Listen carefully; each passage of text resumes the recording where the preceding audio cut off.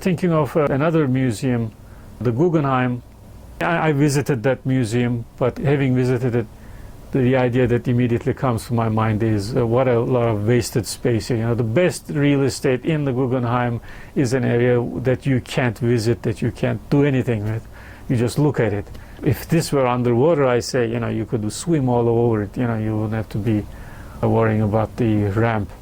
Incidentally, that ramp is not wheelchair accessible somehow. So something a lot bigger than Guggenheim atrium, whatever it is going to be accessible to blind people, people who guide them, you know, accompany them, and people with no legs. But the other idea, of course, is that the sunlight, if you have a large enough oculus, as they call them, at the center of the dome.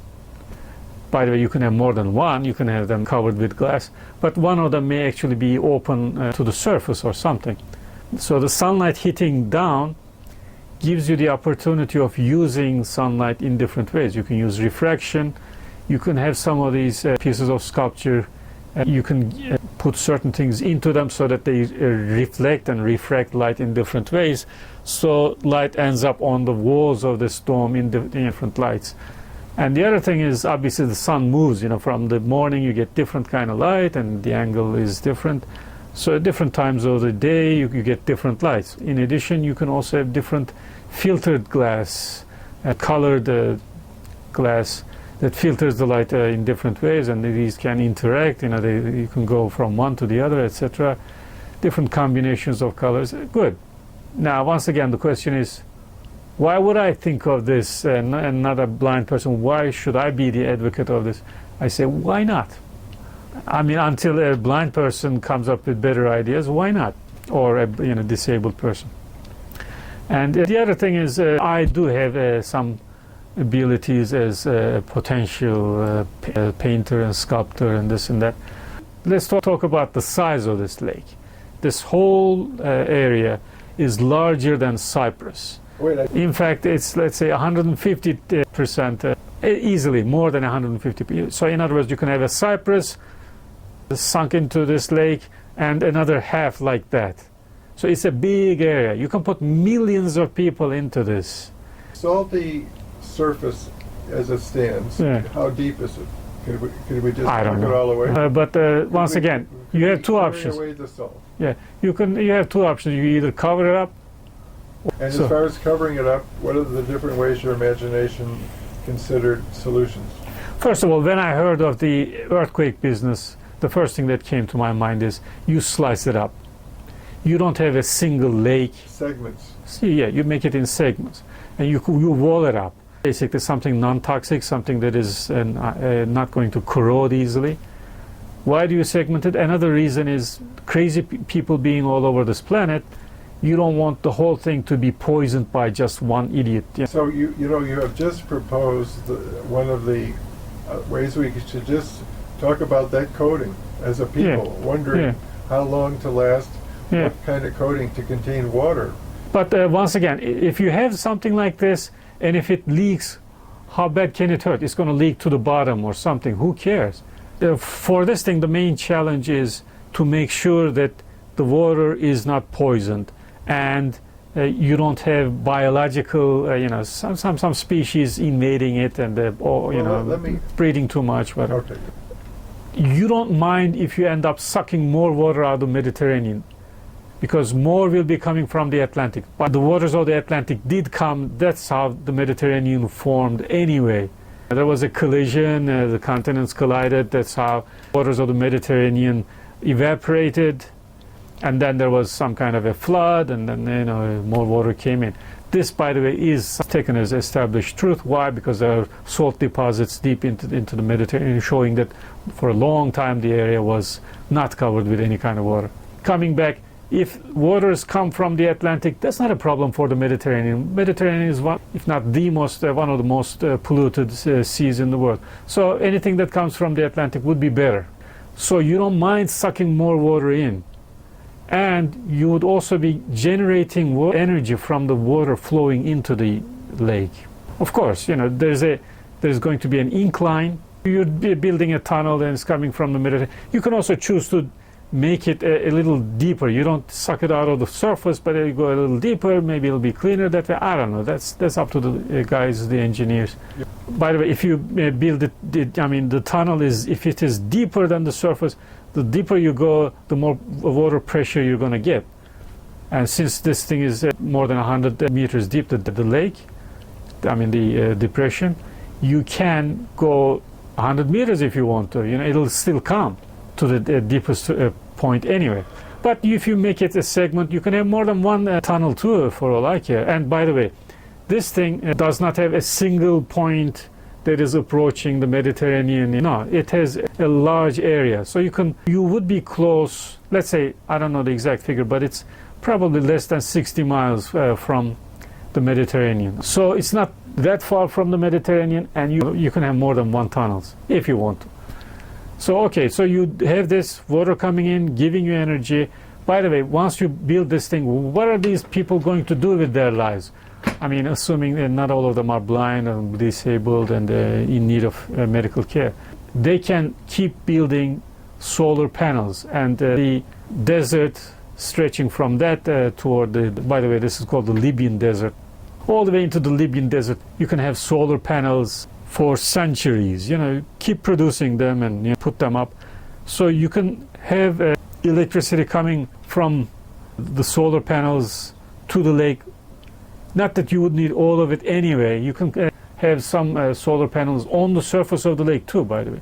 But anyhow, here's another idea that I offer as an architectural idea to the project.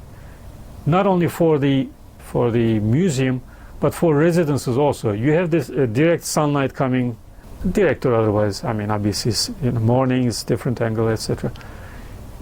This is on the surface, and in daytime it'll be so hot that you don't want the sunlight.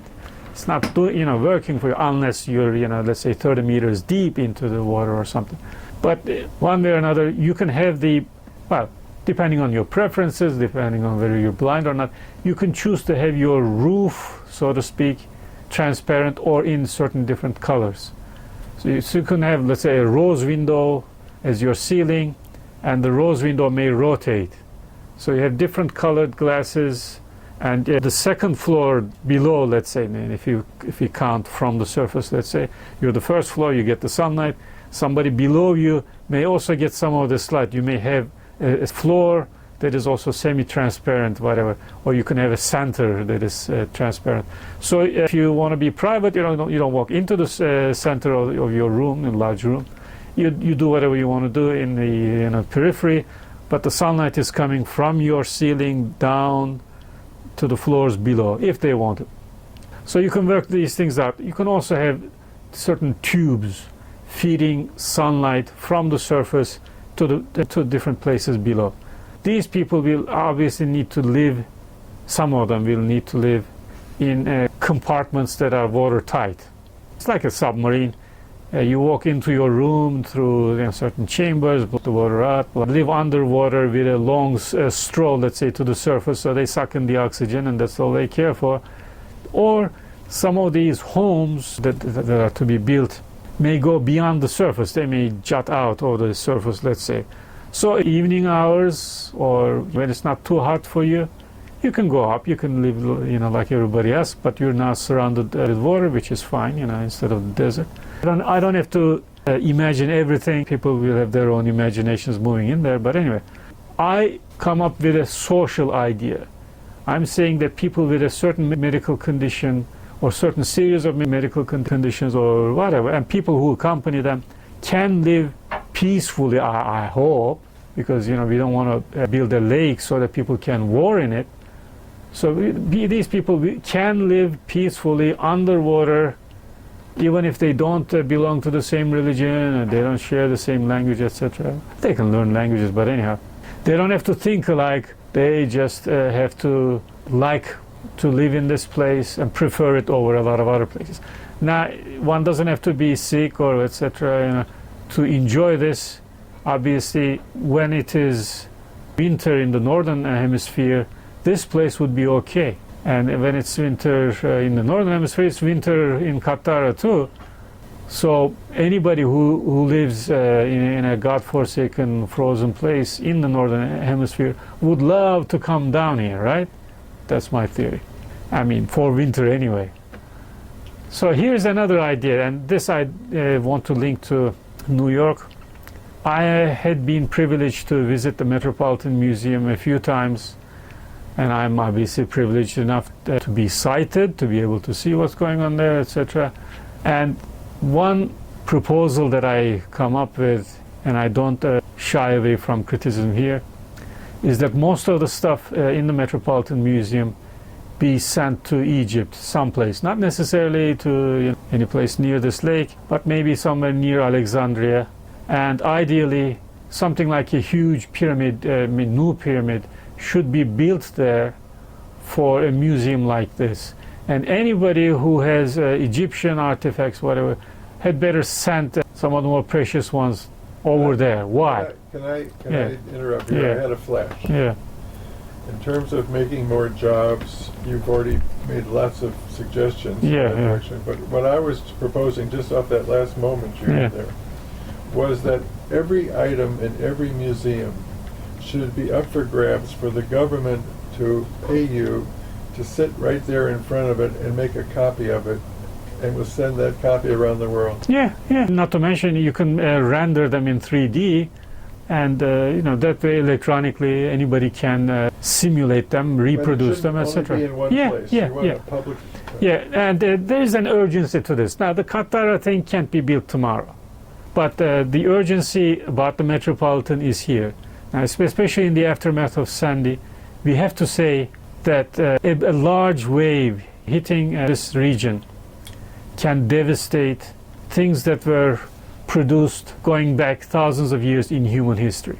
Artifacts created by people elsewhere thousands of years ago can be flooded in a few minutes if a huge wave hits this region. And a tsunami like that is not inconceivable. People speak of a single island in the Canary Islands that has something like a big singular rock that is basically slowly gliding toward the sea. Now, if it goes slowly, you won't have the wave, but if it comes to a point where it'll have a sudden impact with the surface, a single large rock on the other side of the Atlantic Ocean can flood most of the buildings in New York, certainly including the Metropolitan Museum, in a few minutes. Now, you'll have advance notice, of course. This won't come in a flash, but can you carry large Egyptian pieces of sculpture in a few hours? No, you can't, but you won't get a few hours notice anyway. It'll be just a question of minutes, or half an hour, or whatever it is. So see, if you can't guarantee to us that this is going to be safe from the tsunamis. By the way, the water is not going to destroy the pieces of sculpture, but it can knock them around, right? So we don't want that. And the other thing is the fact that the American financiers, the donors, etc., had the means to buy some of this stuff from Egypt does not mean that they have to have the final say in perpetuity. No.